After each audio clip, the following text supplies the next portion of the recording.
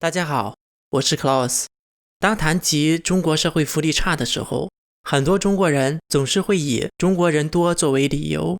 今天通过一个网红视频的案例，我们来分析一下中国福利差的根本原因。跟我们看到最后哦，谢谢。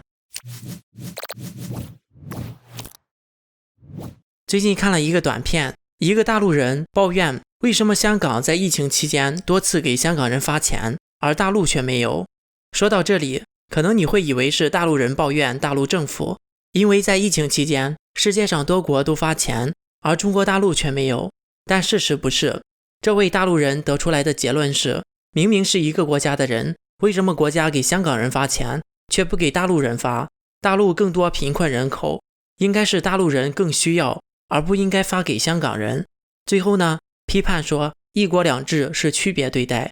网友的这番评论反映出来，大陆很多人也在思考社会的不公平，但是却没有深度到体制的层面。虽然存在网友担心言论，因而有避讳的可能性，但不得不说，大陆人对香港还是有很多的误解。很多人以为一国两制是中国给香港的特殊照顾，就像网友所说的，既然是一个国家，为什么香港给人民发钱，大陆不发？其实这样说，就像是说，都是朝鲜人，为什么南边的是发达国家，而北边的连饭都吃不上？还有，都是地球人，凭什么美国人人均收入6万多美元，而中国人均收入才只有8000？这些说法都不是很聪明吧？香港给市民发的钱，那是香港政府从香港人那里收的税，又不是中国政府拨款的。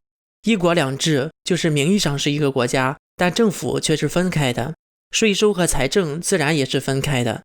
中国政府只负责香港的军事和外交，香港又没有经历过三反五反、反右正反、文化大革命等等。香港早在回归以前就是发达地区了。1997年，香港的人均收入就是25000美金了，是当时中国的10倍。香港比中国发达和美国比中国发达是一个道理，政治制度不同，社会背景不同，所以社会自然会有不同的发展程度。所以香港社会福利好，没什么不公平的。问题是出在大陆这边，是中国的社会福利太差，直接原因当然就是政府对社会福利的投入少。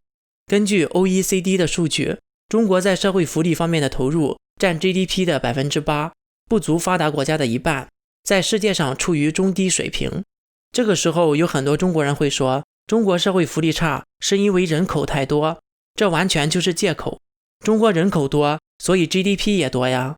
中国 GDP 全球第2，所以我们看的是社会福利投入对应 GDP 的比例，这样就排除了人口因素的影响。当然有些国家税收比较低，所以投入福利自然也低。那我们再来看一下中国的税收在世界范围内什么水平。根据世界银行的调查资料，中国2017年的宏观税率为 36.2%， 分别比发展中国家和转型国家的平均水平高出了 19.2 和 7.1 个百分点。中国的税收在世界上处于高等水平，也就是综合来讲，中国的税收高，但社会福利的投入却少。如果看福利投入占税收的比例，印度和非洲都比中国高。根据2018年中国公布的财政收支数据，中国人民享受福利占税收的 16%， 而美国是 42%， 英国是 49%， 加拿大是 52%。 中国人民享受的福利占比只有西方国家的1/3左右。只有中国把学生和病人当作商品来赚钱，教育和医疗纳入了经济发展的规划。这一点我相信中国人也很有感触。具体挑医疗数据来看，中国在医疗包括计划生育总支出为15000亿，占 GDP 的 1.6%， 而美国2018年医疗支出占 GDP 的 17.7%， 中国在医疗的支出不足美国的1/10，也低于世界卫生组织提倡的 5% 的目标。在中国，很多人没钱看病自杀的新闻屡见不鲜。前段时间的一个采访在国内引起了很多人的共鸣。老人说，如果得病就不治了，不能拖累儿女，这已经是中国老人普遍的担忧。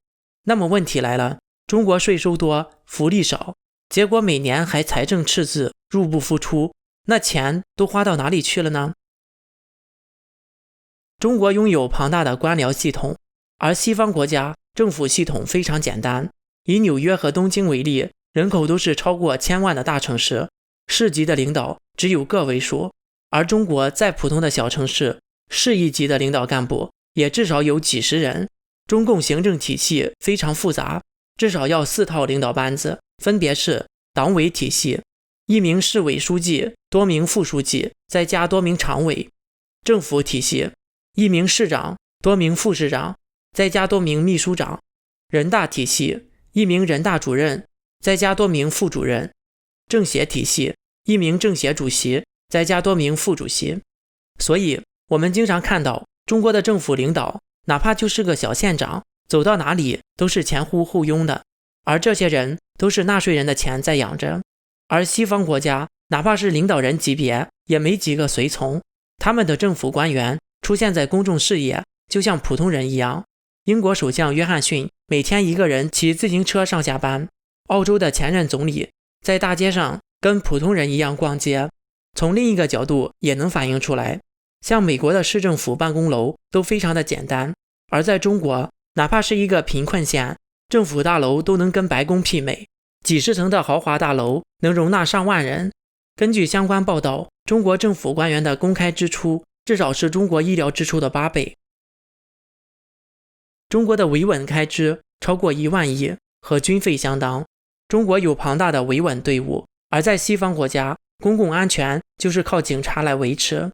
而中国不仅有警察，还有城管、武警、国安、国保、网警等等。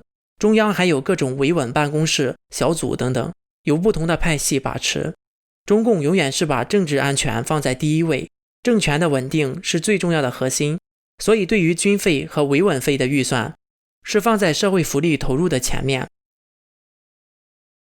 中国的贪污腐败问题是深入人心的，找人办事要送礼，不只是在官场上，而是已经渗透到了生活的方方面面，成为了中国人的习惯。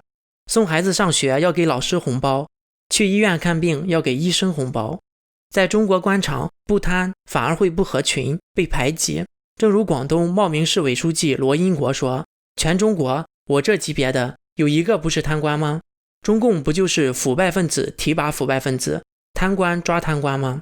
中国爆出过很多村官贪污上亿元，这些非法所得通过洗钱的方式挪到海外，逃避监管，所以就产生了一个中国特色的现象，中国裸官。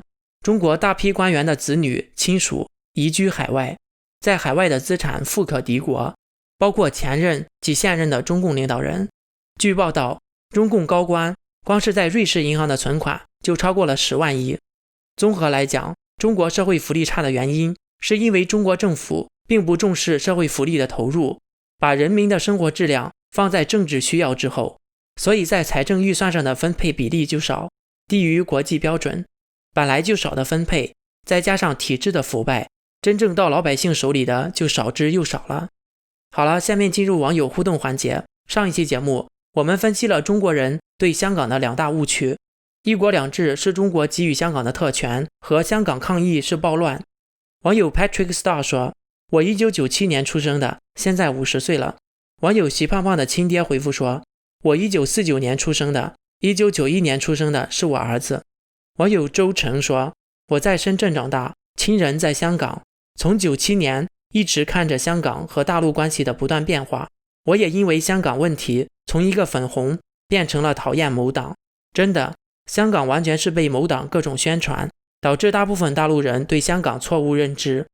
网友吃茫茫说，大陆的网友说统一台湾之后不能便宜了他们，要一国一制。我就纳闷了，咱的社会主义这么好，让他们也用我们的制度才是便宜了他们吧。